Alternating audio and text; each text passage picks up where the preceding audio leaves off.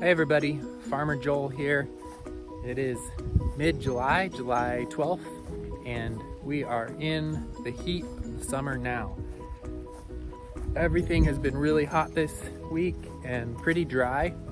We've had a ton of rain in the first half of the year, which means by the time we get to mid-July and have a lot of heat, there is just tons of growth everywhere on the farm. So it's bushy on the pasture, there's grasses up to my chest. The garden has tons of green growth in it. There's just a lot of growth to be hacking back on right now in the garden and around the farm. The heat is getting to us. People are tired. We've been at this for a couple months now, much longer than the harvest has been delivered. We've been out here planting and prepping beds and stuff. So we're getting to a point in the year where we are pretty tired. The garden, as you can see, is beautiful. We're on top of it. Crops are coming out, crops are going in. People are cultivating. People are turning over beds. People are adding fertility, laying down tarps. There's a lot of busyness here in the garden. So I'll walk you around here, show you what's coming, and let you see all the beautiful growth. And then we'll go out to the pasture and see what's happening out there. One cool thing that's going on in the garden is in our tool rack, there is a nest on one of our tools with baby birds.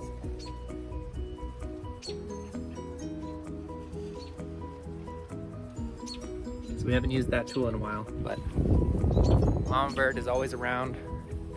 She's right over there, flitting around whenever we come near.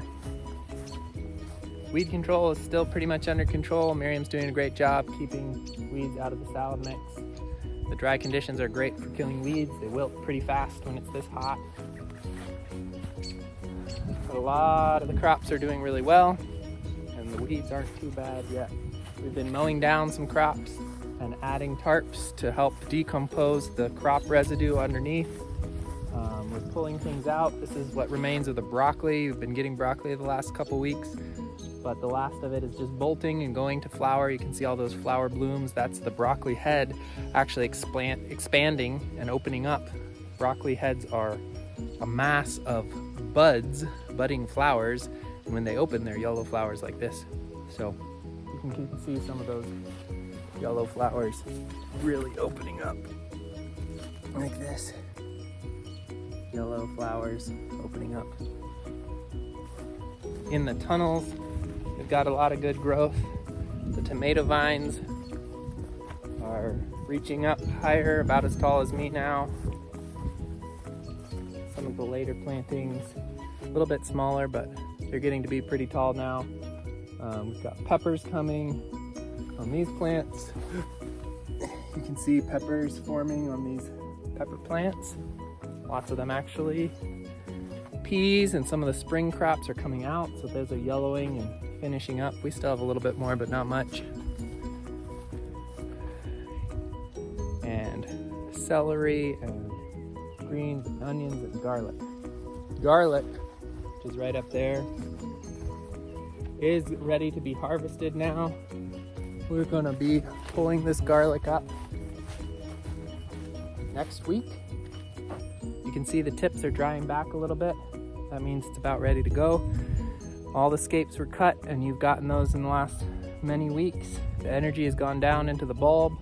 Bulbs are sizing up, and now's the time really to get it when it's nice and drying out, but not too dead. Each one of these leaves becomes a layer of paper.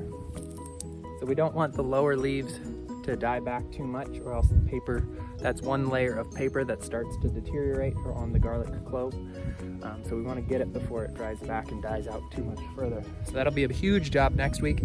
If you'd like to come out and volunteer on the farm for a day, that would be a perfect job to get a bunch of hands doing it. We are pulling them all out. We're trimming off the tops and the roots. We're storing them, getting them started in their curing process. And it's just a lot of movement of crop. As you can see, there's several beds here, 5 beds that are 100 feet long, and they've got 6 plants every foot. So it's thousands and thousands of garlics to be pulled. So if you'd like to spend some time on the farm, come on out next Thursday. We'll be doing that. More crops, fresh young ones coming in, older ones and older ones. Here in the cucumber tunnel, we've got also a lot of growth. These cucumber plants are up taller than me now. They're just growing up to the rafters, which in some places is higher than I can reach. These plants are pretty long now. We trim them all back to a single leader so that they have an even production of cucumbers over the course of their life, and they're getting much bigger. The cucumbers are all down here at the bottom, hanging. So we're harvesting from the bottom. Up at the top there's flowers that are blooming, and they'll lower down as we work with them. But these plants are doing okay. There's a lot of them that are doing really great and look really healthy and are producing a lot of cucumbers for us. But some of the plants have been struggling and dying off from some pressure. Some of the two outer beds in the tunnel were under quite a bit of pressure early in the season. We had an issue with the crops previous to them and getting things sorted out. So there is some struggle in this tunnel, but there's also some really good, strong, healthy plants, which is great. So lots of cucumbers are starting to come in. You can see here's a plant that looked really good, but it started to die back. There's a wilt infecting it if it gets a certain bug bite, and then there can be a disease enter the plant from there. So we've been spraying Callan clay, which is a kind of clay, on the leaves. You can see, maybe, I don't know if you can see in the camera, but there's some whiteness on the leaves. It's just a little bit of a film of a clay particle in the water on the leaves, and that deters the bug that can cause that damage that allows the disease to enter in. So we're trying to deal with it through that process and keep these plants alive and healthy, and a lot of them are doing great. These large cucumber leaves, lots of flowers up and down the stem, big cucumbers at the bottom. So hopefully we can keep this tunnel healthy and disease free. And then there's another planting coming on in the next tunnel over, and those ones will take over as soon as these ones are too old to maintain. So again, lots of growth here in almost every square foot of the garden. The grasses and wildflowers on the farm are also beautiful. At any spot in the fields around here, there's just a variety of different grasses, different leaf seed heads popping up to reseed. You've got daisies and clover and black-eyed Susans and all kinds of other little wildflowers throughout the pasture. So it's really beautiful in the grassy areas on the farm right now, and that's wonderful. Thanks to the rain, nice and tall. It's even taller in some other spots, but it's a beautiful time to be out in the pasture, and there's starting to be a little bit of a golden haze on the grass too, as this brownish seed heads stick up. Kind of changes the hue of the grass from that dark green that you have in the early summer to a little bit of a yellow tinge and a golden kind of haze, which will continue to develop later into the summer when you have much more of a golden late summer feel. Let's go out onto the pasture and see all the chickens and cows and everybody out there. Here we are out on the pasture. You can see behind me a little bit of a hazy tinge of yellow taking over the pasture. That's all the seed heads that we were talking about popping through the green grass. We got cows over there. We've got the broiler pens down at the bottom of the pasture there. We've got feed bins over here staged to make it a little more convenient, and the egg layers are over that hill there in the other part of the pasture. But the pasture is doing really well.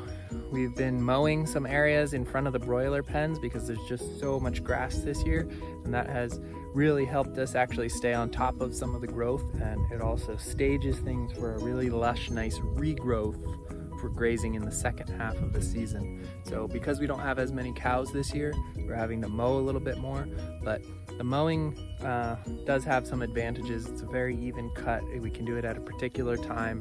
We can time the regrowth and all kinds of things more specifically. It takes some labor and time, which is unfortunate.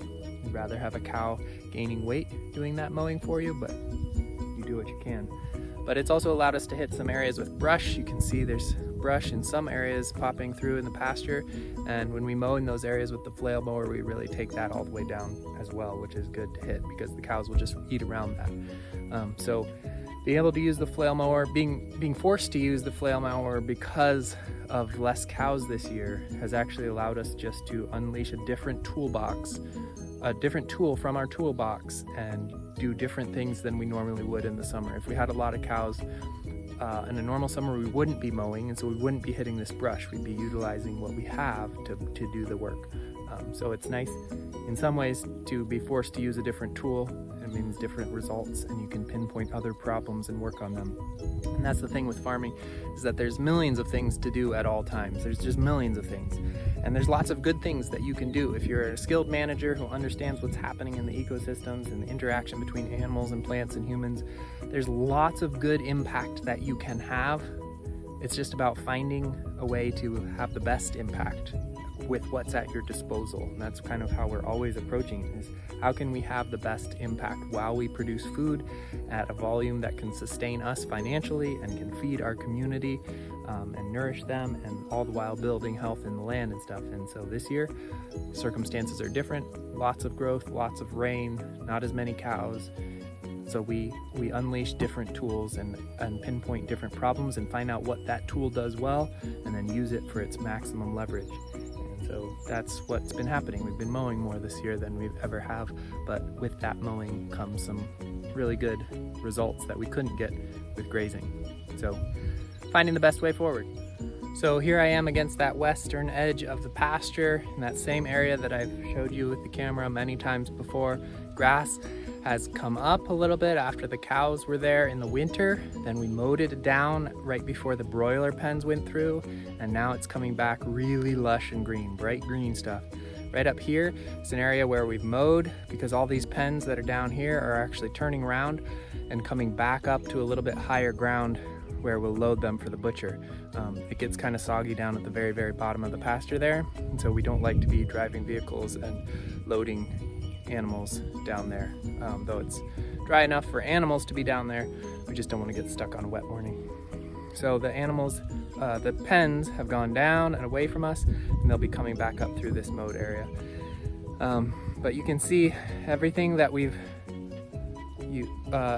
winter grazed, where these rings are, that's where round bales were, and then mowed, and then broilers passed with their nitrogen-rich manure, is coming back in a thick green mat. And that's still only, this tall or something. It's not that tall yet, but it's going to continue to just come back really, really strong. And you'll see that late in the summer, we'll have this whole second flush of really nice grass, and that will be putting down roots and preparing for, again, to return next year stronger than ever. So pretty excited by how this is coming along. It's looking really good. We've used the different animals in our toolbox. We've even used the mower in our toolbox. There's no more brush here. There's no more pesky weeds that we don't like. There's grasses and clovers and a lot of really nice green, palatable grass for animals. So we'll be able to raise more animals than ever in the coming years. The egg layers are down here at this end of the pasture, and things look pretty brown and crispy in this paddock because it was mowed right before the birds came into this area, and it hasn't really jumped back with regrowth. When we mow it really close to the ground because the grass has the best capacity to compete under those conditions. With a once in a while mowing close to the ground, that really damages a lot of plants that are not grass. Plants like brush, you can see some of these stems these things have a really hard time coming back from a short mow. And there's other weed species that have a growing tip way up at the top, like goldenrod would be a popular one. Goldenrod, the growing tip is up at the top, and when it gets mowed real low like that, it's very difficult for it to come back at all. Whereas grass, its growing tip is way down at the surface, and so it will just continue to put leaf back. So mowing it really tight like that with a flail mower that destroys this brush and cuts down everything really evenly, it will look like severely hit at first, but it's actually going to create conditions for a really good bounce back of grass. And so that's what we've done here. We came through and mowed this area, which has not got a lot of animal impact because it's kind of way back in one corner.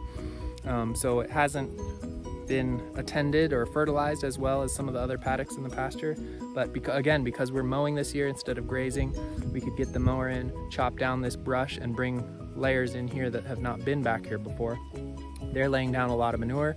Right now they're hiding underneath the coop because it's really hot right now. It's midday and they need some shade.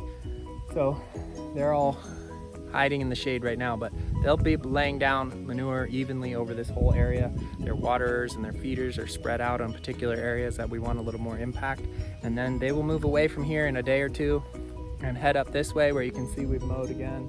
This is another brushy area that got mowed down, and lots of residue, grass residue, because that grass was pretty tall. That's all going to be thatch on the soil surface, mulching it and decomposing and building fertility. And the chickens coming through and scratching will lay down manure, and then what will come back is going to be really, really fresh, beautiful green grass. So I'll go show you a place where the layers have come from. That's where they're going. That's where they are now.